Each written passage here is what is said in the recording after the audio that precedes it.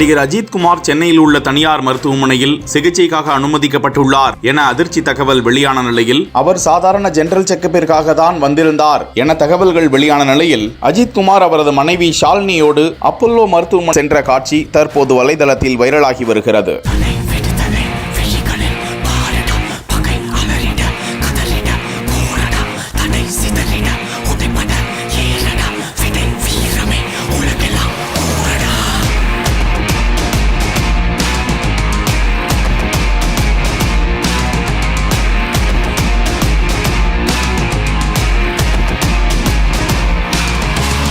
விடுதலை விழிகளில் பாரிடா, பகை அலறிட கதறிட போரடா, தடை சிதறிட உடைப்பட ஏறடா, விடை வீரமே உலகெல்லாம் கூறடா.